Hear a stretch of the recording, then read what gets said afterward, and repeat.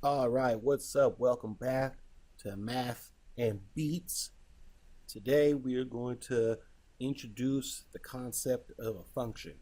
So let's get right to it. To do this, we're going to first refresh our memory about what a relation is. A relation, if you recall from a previous video, is any set of ordered pairs. It's a collection of ordered pairs.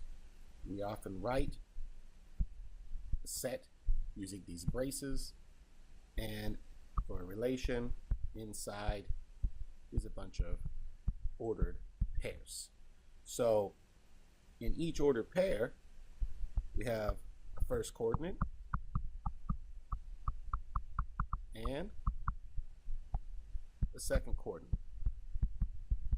In this case, first coordinate is x and the second coordinate is y. So that is a set of ordered pairs, just to refresh your memory. We refresh this because a function is some type of special type of relation that ends up. So let's get an idea about what a function is by considering the following example. Let's consider the relation in which the first coordinate is the age, let's say in the number of years, of persons living in San Jose, California, and the second coordinate is the number of cars the according person owns. So we can make up some stuff here. Perhaps there's some person, they're 22 years old and they own one car. There's another person, let's say they're 25 years old and they own one car as well. And finally, there's a third person, let's say they're 32 years old and they own two cars. Finally, let's have another 25 years old, and they own three cars.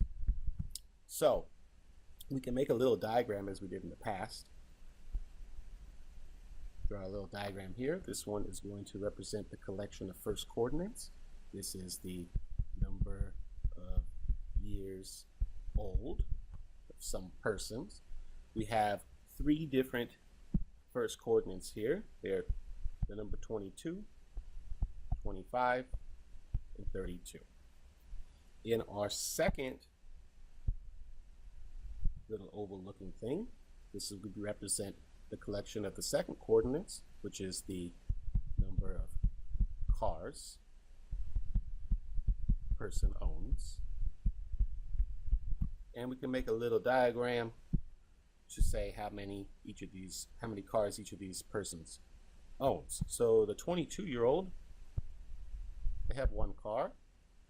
The 32-year-old has two cars. And then the 25, well, there's actually two different people that have the same first coordinate, two different 25 years old. And as expected, there's many different people out there with the same age, at least a number of years.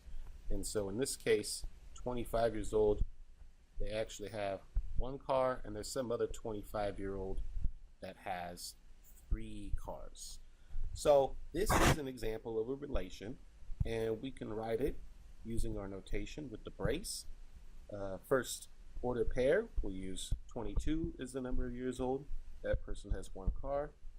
Then there's a 25-year-old who has one car. There's another 25-year-old who has three cars.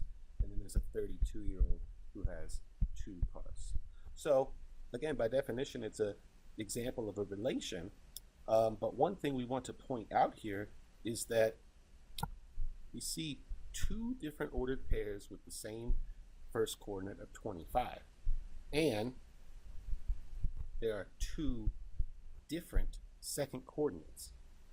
Ends up, this is not good for our definition of a function. It violates the definition of a function, even though the entire set is a collection of ordered pairs, which is a relation. It's actually not a function. So what is the definition of a function?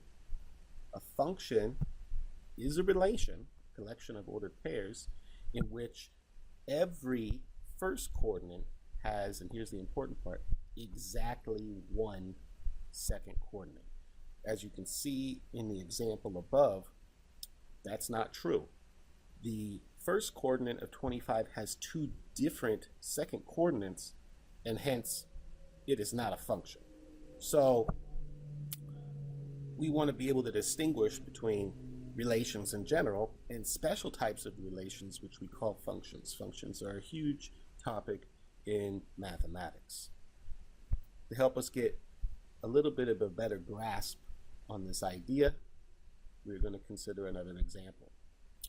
And so in this example, we have 2 different scenarios, and we want to determine in each of these scenarios whether each relation is a function or not. In the first situation, part A, we have a relation in which the first coordinates are the social security numbers of each person living in San Francisco, California, and the second coordinates are the corresponding person's driver's license number.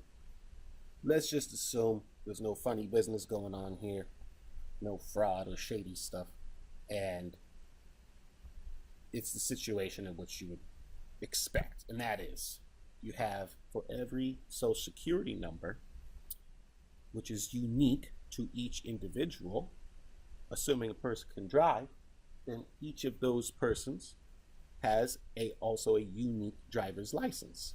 So you kind of think of a couple different people here. Maybe we say person 1 has social security number 1, social security number 1, person 2 has social security number 2, and person 3 has social security number 3. They each have a unique social security number. If they can drive, which we'll assume they do for now, then person 1 is going to have driver's license number 1, whatever that is. They don't have 2 different driver's license numbers. They only have 1. Person 2, they have driver's license number 2, whatever that is for that person. And person 3 has driver's license number 3. And we could go on and on with the rest of people that live in San Francisco, California, and have a driver's license number. Each person has a social security number that is unique to them, and assuming they can drive, they have a unique driver's license number as well. In this situation, this is indeed a function. So we say this is a function. This relation is a function, since each person has a unique social security number and a unique driver's license number. It's not going to be possible for one person to have 2 different driver's license number, and because of this, it doesn't violate the definition of what a function is. Hence, this is a function. Now, in the second situation here, we're going to consider a relation in which the first coordinates are the height in inches of each student at some random high school, and the second coordinates are the corresponding student's first name. So we can make up some stuff here, some random high school. Let's just make up a few things. Maybe first person, they are 65 inches tall. 65 inches, first coordinate. Maybe another person is 66 inches. And then there's some other person as well as 65 inches. It's quite possible that many different people are going to have the same height, at least in inches, not considering little fractions of an inch or anything. So we can imagine that in this situation, a person who's 65 inches tall, which is 5 feet 5 inches, maybe that person's name is Joe. A 66-inch person, perhaps, is Mary. And another 65-inch person is, I don't know, Sally. So as we can see, the first coordinate of 65 inches has two different second coordinates.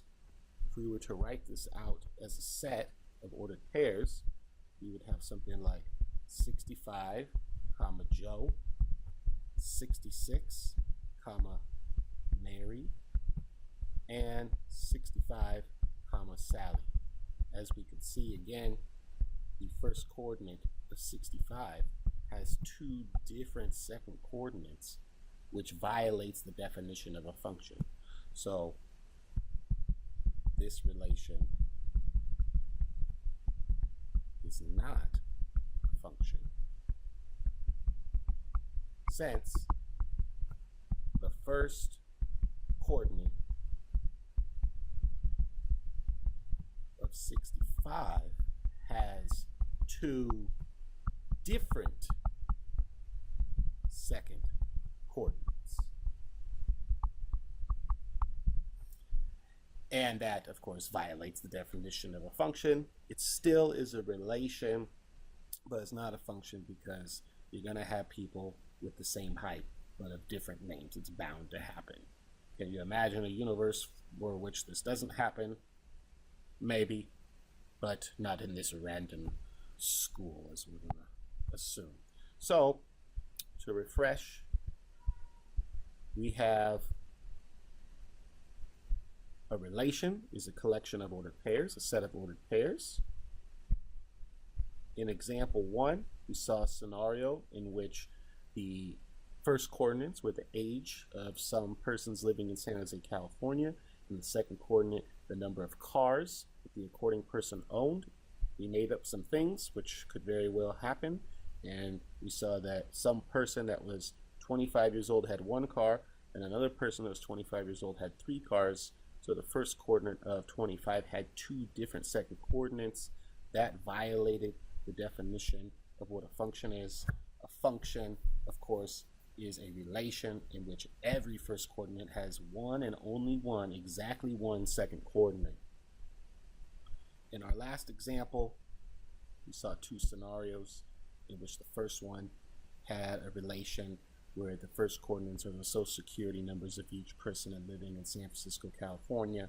The second coordinates, the corresponding person's driver's license number.